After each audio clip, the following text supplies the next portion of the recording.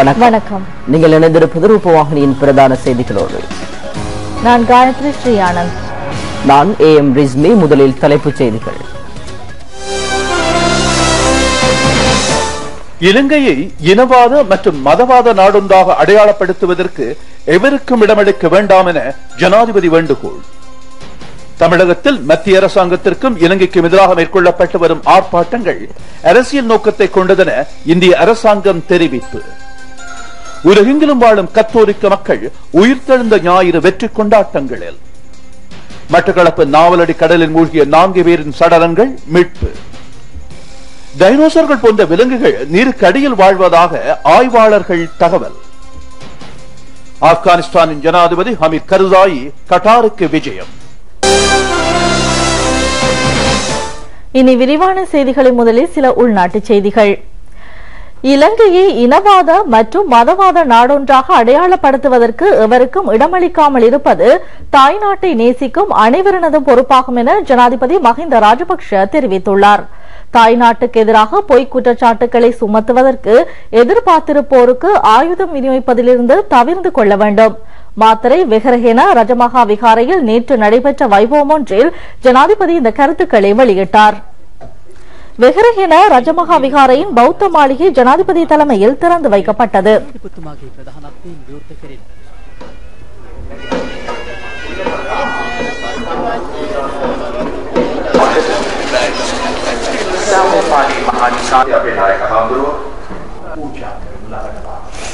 கோட்டே ஸ்ரீ கல்யாணி சாமகிரி தர்ம மகா சங்க சபாவின் தென்னிலங்கை விகாரைகள் பீடத்துக்கான பிரதான சங்கநாயகர் பதவியை பெற்றுள்ள சங்கைக்குரிய கேகாலே ரத்னசார தேரரை வரவேற்பதற்காக இந்த வைபவம் ஏற்பாடு செய்யப்பட்டிருந்தது. சங்கைக்குரிய ரத்னசார தேரர் பௌத்த கல்வியின் மேம்பாட்டுக்காக அளப்பெரும் சேவையாற்றி வருகின்றார். பௌத்த மக்கள் ஏனைய மதத்தவர்களுக்கு முன்மாதிரியாக செயற்பட வேண்டிய முக்கியத்துவத்தையும் ஜனாதிபதி சுட்டிக்காட்டினார்.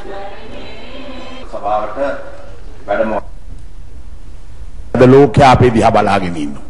අපි දිහා බලාගෙන ඉන්නකොට අපේ සෑම කාර්යයකදී අපි ආදර්ශමත් විය යුතුයි මා දැඩිසේ විශ්වාස කරනවා.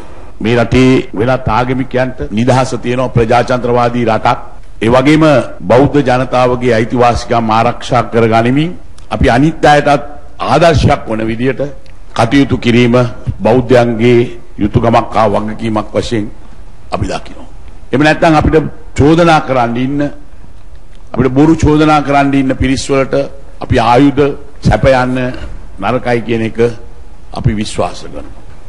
මේ රට ජාතිවාදී රටක්, ආගම්වාදී රටක් කියලා හංවඩු ගහන්නට කිසි කෙනෙකුට ඉඩ තියන්නට සූදානම් වෙන්න නරකයි අපි සියලු දෙනා.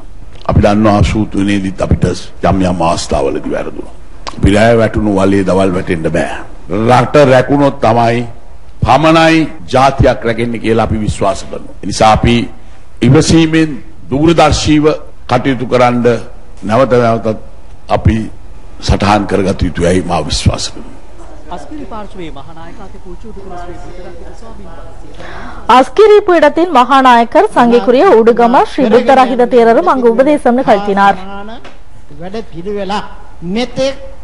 සිද්ධ වී නැහැ කියන එක නිර්භයව ප්‍රකාශ කරන්න පුළුවන්. කාලයට ඔබින රටට ඔබින නායකයෙක් අපට පහළ වෙලා තිබෙනවා. මහ ජනතාව කෙසේ වෙතත් මේ රාජ්‍ය තන්ත්‍රයේ නොයෙක් විදිහේ මතිමතාන්තර දරන අය නම් ඒ පිළිබඳව නොයෙක් විරෝධතා දක්වනවා. ඒ මොන විරෝධතාවයක් දැක්වුවත් අද අපේ රට ගොඩනැගීගෙන යන ආකාරය පිළිබඳව ටිකක් රට තුල ඇවිදලා බැලුවොත් තමයි යම් කිසි කෙනෙකුට මෙහි ප්‍රතිඵල මොකක්ද කියන එක තේරෙන්නේ.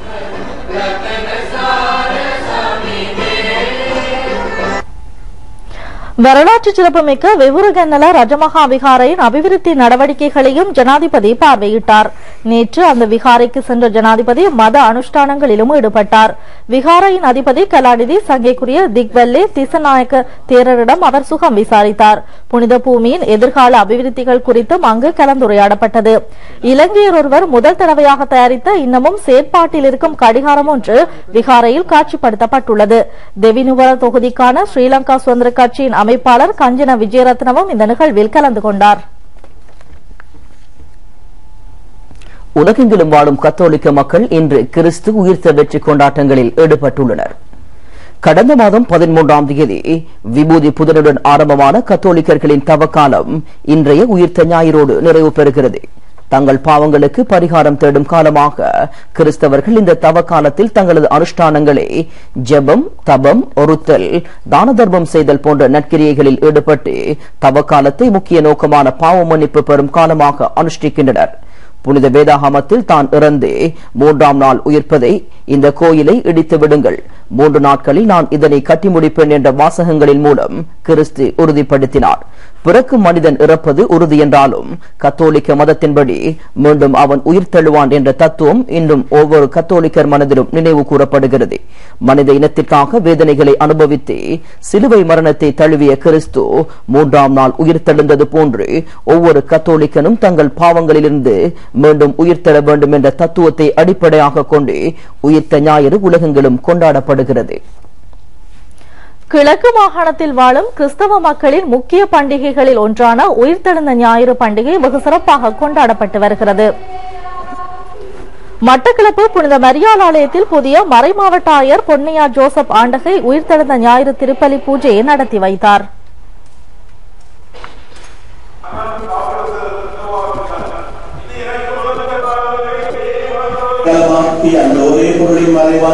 காரைதீவு குழந்தை இயேசு தேவாலயத்தினர் உயிர்த்தெழுந்த ஞாயிறு தினத்தை இன்று காலை விசேட ஆராதனையுடன் கொண்டாடினார்கள்.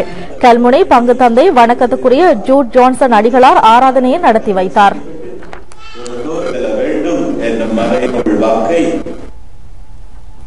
புதிய பாப்பரசராக முதலாவது பிரான்சிஸ் தேர்ந்தெடுக்கப்பட்ட பின்னர் நடத்திய முதலாவது உயிர்த்தெழுந்த ஞாயிறு விசேட ஆராதனையில் உலகில் சமாதானம் நிலவ வேண்டும் என்று மனமுருகி பிரார்த்தித்துள்ளார்.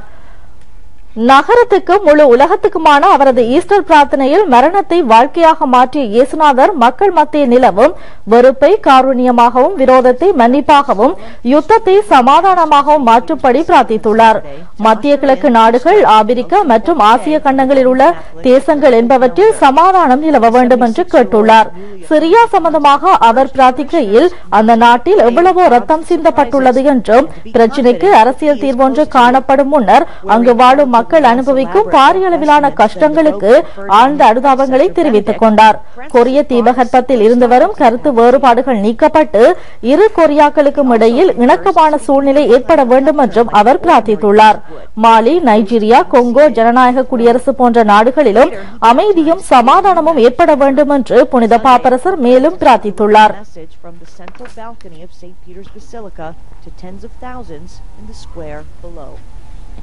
தமிழகத்தில் மத்திய அரசாங்கத்திற்கும் இலங்கைக்கும் எதிராக மேற்கொள்ளப்பட்டு வரும் ஆர்ப்பாட்டங்கள் அரசியல் நோக்கத்தை அடிப்படையாக கொண்டுள்ளதென இந்திய அரசாங்கம் தெரிவித்துள்ளது.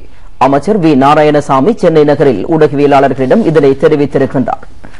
ஜெனீவா மனித உரிமைகள் பேரவையில் இலங்கைக்கு எதிராக அமெரிக்கா சமர்ப்பித்த பிரேரணையின் கடினத்தன்மையை இலகுபடுத்துவதற்கு இந்தியா செயற்பட்டதாக தமிழக அரசியல் குழுக்கள் குற்றம் சாட்டியுள்ளன. இலங்கைக்கும் இந்திய அரசாங்கத்திற்கும் எதிராக எல்டிடி அமைப்புக்கு சார்பானவர்கள் கடந்த சில வாரங்களாக ஆர்ப்பாட்டங்களில் ஈடுபட்டுள்ளனர். தமிழகத்தில் சில தலைவர்கள் தமது அற்ப அரசியல் நோக்கங்களுக்காக மாணவர்களை தூண்டி வருவதாக அமைச்சர் நாராயணசாமி குற்றம் சாட்டியுள்ளார். இலங்கையை விரோதி நாடாக அறிவிக்குமாறு கோரி தமிழக சட்டசபை அண்மையில் பிரேரணை ஒன்றை நிறைவேற்றியது. இதனை நிராகரிப்பதாக இந்திய அரசாங்கம் தெரிவித்துள்ளது. தமிழகத்தின் இலங்கைக்கு எதிரான செயற்பாடுகளை இந்தியாவின் அனைத்து பிரதான அரசியல் கட்சிகளும் எதிர்த்துள்ளன. இலங்கையை விரோதி நாடொன்றாக பார்ப்பதற்கு தமது கட்சி ஒருபோதும் தயாரில்லை என இந்தியாவின் பிரதான எதிர்க்கட்சியான பாரதிய ஜனதா கட்சி தெரிவித்துள்ளது. இந்த நிலைப்பாட்டை பாராளுமன்றத்தில் மாத்திரமன்றி வெளியிடங்களிலும் தாம் தெளிவுபடுத்தியிருப்பதாக கட்சியின் பேச்சாளர் ரவிசங்கர் பிரசாத் புதுடில்லியில் நேற்று ஊடகவியலாளர்களிடம் தெரிவித்தார். ஐபிஎல் போட்டியில் பங்கேற்கும் வீரர்களின் பாதுகாப்புக்கு இந்திய அரசாங்கம் உத்தரவாதம் அளிக்காவிட்டால் இலங்கை வீரர்கள் அதில் பங்கேற்க மாட்டார்கள் என விளையாட்டுத்துறை அமைச்சர் மஹிந்தானந்த அலுத்கமகே தெரிவித்துள்ளார். இன்று நடைபெற்ற விசேட ஊடகவியலாளர் மாநாட்டில் அமைச்சர் இந்த கருத்தை வெளியிட்டார். உலகக்கிண்ண போட்டிக்கு அடுத்ததாக பிரபலம் அடைந்துள்ள ஐபிஎல் போட்டியில் பங்கேற்கும் இலங்கை வீரர்களுக்கு இந்திய ரசிகர்கள் மத்தியில் பெரும் வரவேற்பு உள்ளது. மஹில ஜெயவர்தன, குமார் சங்கக்கார, அஞ்சலோ மேத்யூஸ் ஆகிய இலங்கை வீரர்கள் இந்தியாவின் 3 அணிகளுக்கு தலைமைத்துவம் வகிக்க உள்ளனர்.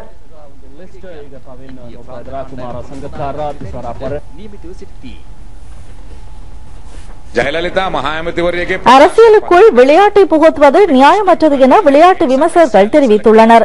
இதன் மூலம் நன்மையடைய அரசியல்வாதிகள் முயற்சிப்பார்களேயானால் மக்கள் அவர்களிலிருந்து தூரமாகி விடுவார்கள் என அவர்கள் சுட்டிக்காட்டியுள்ளனர். 1996ஆம் ஆண்டு நடைபெற்ற உலகக்கிண கிரிக்கெட் போட்டியை நடத்துவதற்கான வாய்ப்பு பாகிஸ்தான், இந்தியா, இலங்கை ஆகிய நாடுகளுக்கு கிடைத்தது. அப்போது எல்டிடியினரின் பயங்கரவாத நடவடிக்கைகள் காணப்பட்டதால் இலங்கையில் நடைபெற்ற போட்டிகளில் பங்கேற்காமல் இருப்பதற்கு ஆஸ்திரேலியா மற்றும் மேற்கிந்திய தீவுகள் அணிகள் தீர்மானித்தன. எனினும் பயங்கரவாத நடவடிக்கைகள் இந்த விளையாட்டுக்கு எந்த தாக்கத்தையும் ஏற்படுத்தாது என இந்திய, பாகிஸ்தான் விளையாட்டு வீரர்கள் உறுதியளித்தனர். இரு நாடுகளையும் சேர்ந்த விளையாட்டு வீரர்களை கொண்ட ஒரு அணி இலங்கைக்கு வந்து நடத்திய முன்மாதிரி போட்டி விளையாட்டின் மகிமையை அன்று உலகிற்கு எடுத்துக் காட்டியது. தெற்காசிய நாடுகளுக்கு இடையிலான ஐக்கியத்துக்கும் அது ஒரு நல்ல உதாரணமாக அமைந்தது. ஆனால் தமிழ்நாட்டில் சில அரசியல்வாதிகள் தமது அற்ப அரசியல் நோக்கங்களை நிறைவேற்றிக் கொள்வதற்காக மாணவர்களையும் மக்களையும் தூண்டிவிடுகின்றனர். அவர்கள் முன்னெடுத்து வரும் துவேசத்தனமான அந்த செயற்பாடு தமிழக மக்களின் சுதந்திரத்தில் தாக்கத்தை ஏற்படுத்தும் ஒரு உளவியல் ரீதியான தாக்குதலாகும். விளையாட்டை நேசிக்கும் தமிழக மக்களை விளையாட்டு ரசனையிலிருந்து தூரமாக்குவதற்கு ஜெயலலிதா, கருணாநிதி, வைகோ போன்றவர்கள் முயற்சிக்கின்றனர். இவர்களின் இந்த செயற்பாடு அவர்களுக்கே ஒரு படுகொலியாக அமையும் நாள் வெகு தொலைவில் இல்லை என அரசியல் விமர்சகர்கள் கூறுகின்றனர். மட்டக்களப்பு நாவலை கடலில் குளித்துக் கொண்டிருந்த போது நீரில் மூழ்கி காணாமல் போன 4 பேரின் சடலங்கள் மீட்கப்பட்டுள்ளன. மதுரையிலிருந்து மட்டக்களப்பு மாவட்டத்திற்கு சுற்றுலாவில் வந்த 9 பேர் நாவலடி கடலில் இன்று முற்பகல் குளித்துக் கொண்டிருந்த போது 4 பேர் நீரில் மூழ்கி காணாமல் போயுள்ளனர். இவர்களின் சடலங்கள் பின்னர் மீட்கப்பட்டுள்ளன. ஆசிரியர் கந்தசாமி பிரதாபன், மாணவர்களான போல்ராஜ் போல்சான், பாலசுப்ரமணியம் அபிஷாந்த், கனகசபை சுதர்ஷன் ஆகியோரின் சடலங்களே மீட்கப்பட்டுள்ளன. மட்டக்களப்பு போலீசார் விசாரணைகளை மேற்கொண்டு வருகின்றனர். பூமி தோன்றி உயிர் வாழ்க்கைக்கு ஏற்புடையதாக மாறிய ஆரம்ப காலத்தில் டைனோசர்கள் எனும் விலங்குகள் உலகில் ஆதிக்கம் செலுத்தின. இந்த விலங்குகள் பற்றிய தகவல்கள் இன்றைய அறிவை தேடிய பயணத்தில்.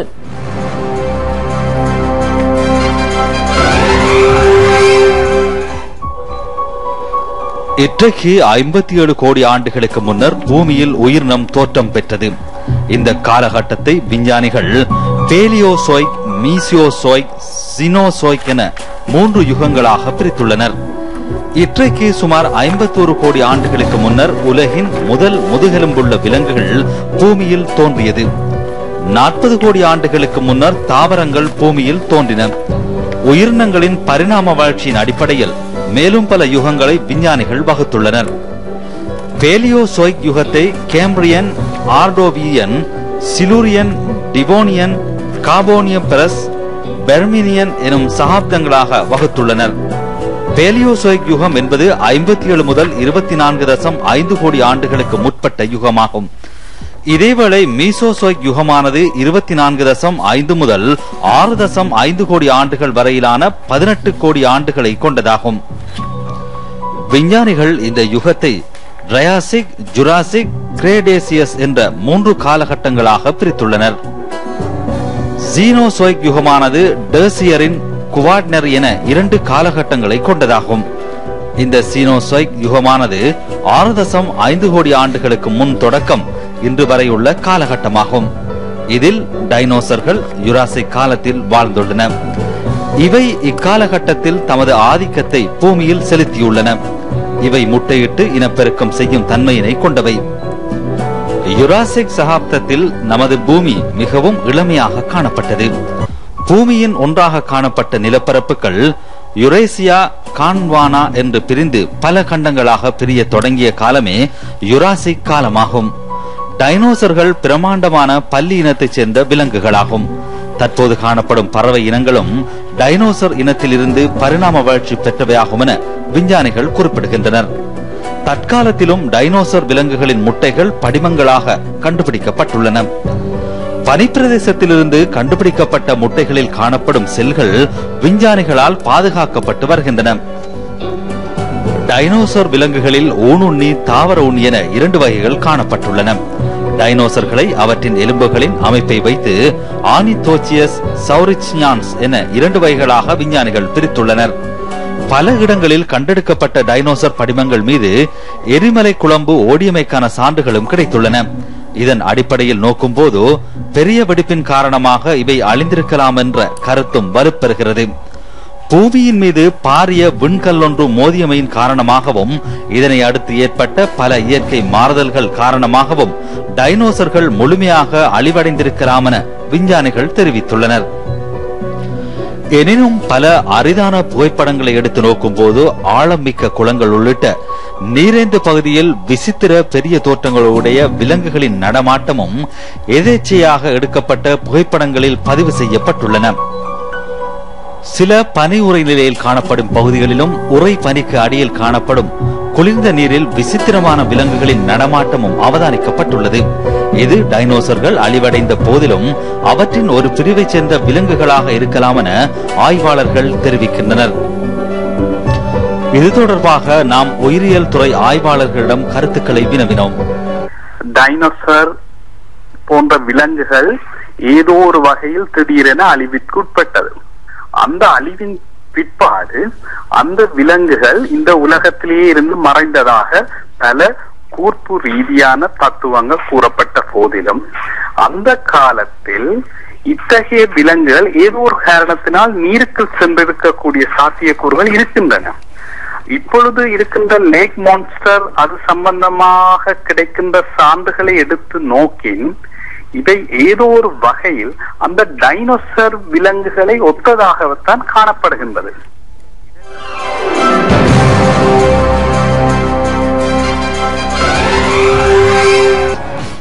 விற்பனை செய்ய முடியாதிருந்த தம்புள்ள மரக்கறி வகைகள் இன்று முதல் லங்கா சத்தோச நிலையங்களூடாக விற்பனை செய்யப்படுகின்றன.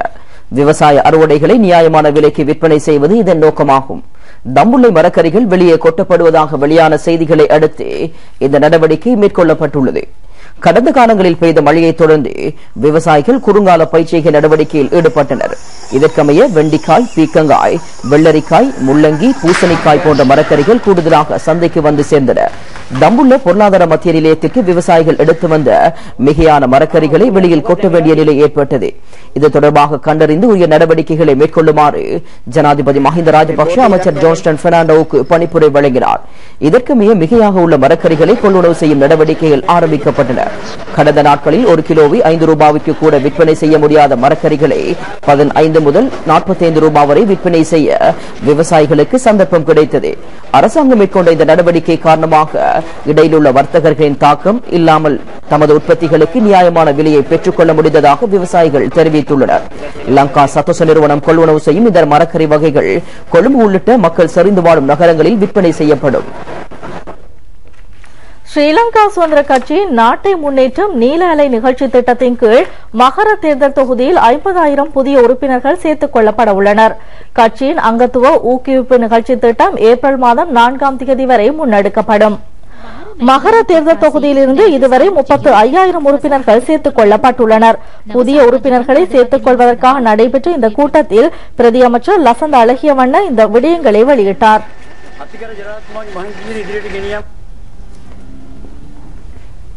නව සමාජිකයන් බදවා ගැනීමේ වැඩසටහනක් මහනුවර මැණික්කුඩ නගරයේදී ඊයේ පැවැත්වින. වෙළඳසැල් හිමියන්ට සමාජිකත්වය පිරිනමනු ලැබීය. අමාත්‍ය කෙහෙලිය රඹුකැල්ල මධ්‍යම පළාත් ප්‍රධාන අමාත්‍ය සරත් ඒකනායකන මහතුරුද මීට එක්ව සිටියහ. புதிய உறுப்பினர்களை சேர்க்கும் நிகழ்ச்சி கண்டி மணிக்கிண்ணையில் நேற்று நடைபெற்றது. வர்த்தகர்களும் கட்சியின் உறுப்புரிமை பெற்றுக் கொண்டனர். அமைச்சர் கெஹலிய ரம்புக்வெல்ல, மத்திய மாகாண முதலமைச்சர் சரத் ஏகநாயக்க ஆகியோரும் இதில் கலந்து கொண்டனர்.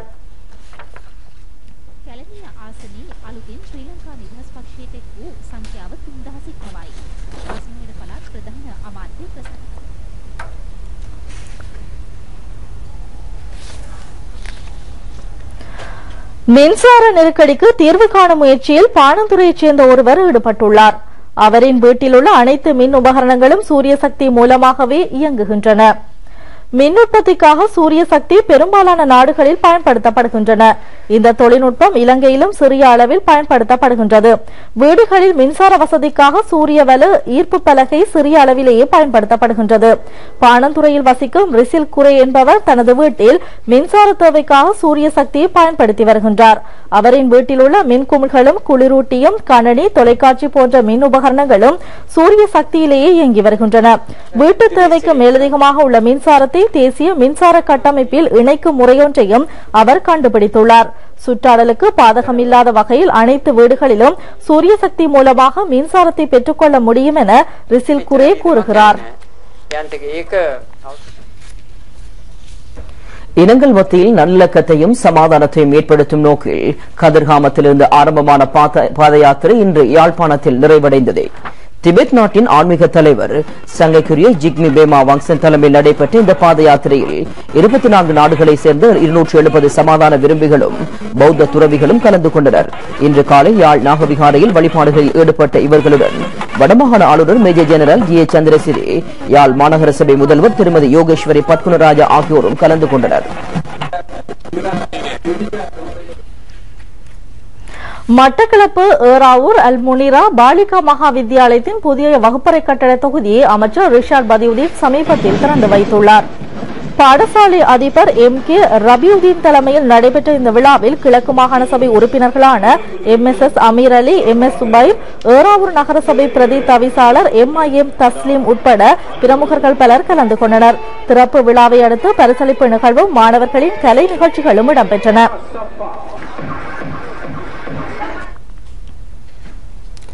நிந்தவூர் இமாம் கசாலி வித்யாலய வீதியின் அபிவிருத்தி பணிகளை ஆரம்பித்து வைக்கும் நிகழ்வு சமீபத்தில் இடம்பெற்றது. நிந்தவூர் பிரதேச சபை உறுப்பினர் வயல் சுலைமான் லபே தலைமையில் நடைபெற்ற இந்த நிகழ்வில் கிழக்கு மாகாண ஆளுநர் ரியர் அட்மிரல் முஹான் விஜய் விக்ரம பிரதம அதிதியாக கலந்து கொண்டார். ஜேகா திட்டத்தின் 17 மில்லியன் ரூபாய் நிதி ஒதுக்கீட்டில் கிழக்கு மாகாண வீதி அபிவிருத்தி திணைக்களம் இந்த வேலைகளை முன்னெடுத்து வருகிறது. இந்த நிகழ்வில் கிழக்கு மாகாண வீதி அபிவிருத்தி அமைச்சர் MS உதுமான் லபே உட்பட பிரமுகர்கள் பலர் கலந்து கொண்டனர்.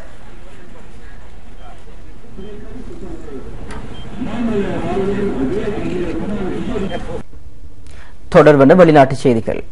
ஆப்கானிஸ்தான் ஜனாதிபதி ஹமீத் கர்சாய் கட்டாரில் 2 நாள் விஜயம் ஒன்றை மேற்கொண்டுள்ளார்.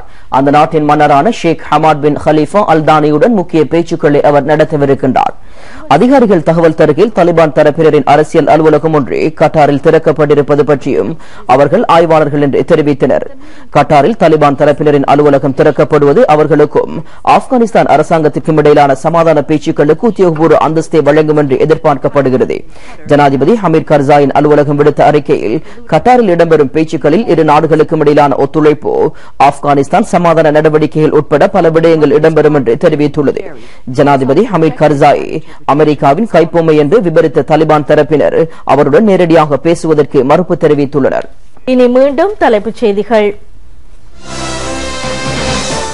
இலங்கையை இனவாத மற்றும் மதவாத நாடொன்றாக அடையாளப்படுத்துவதற்கு எவருக்கும் இடமளிக்க வேண்டாம் என ஜனாதிபதி வேண்டுகோள். தமிழகத்தில் மத்திய அரசாங்கத்திற்கும் இலங்கைக்கும் எதிராக மேற்கொள்ளப்பட்டு வரும் ஆர்ப்பாட்டங்கள் அரசியல் நோக்கத்தை கொண்டதென இந்திய அரசாங்கம் தெரிவிப்பு. உலகெங்கிலும் வாழும் கத்தோலிக்க மக்கள் உயிர்த்தெழுந்த ஞாயிறு வெற்றி கொண்டாட்டங்களில். மட்டக்களப்பு நாவலடி கடலில் மூழ்கிய 4 பேரின் சடலங்கள் மீட்பு. ஆப்கானிஸ்தானின் ஜனாதிபதி ஹமீத் கர்சாயி கட்டாருக்கு விஜயம். இத்துடன் ரூபவாகினியின் பிரதான செய்திகள் நிறைவடைகின்றன. வணக்கம்.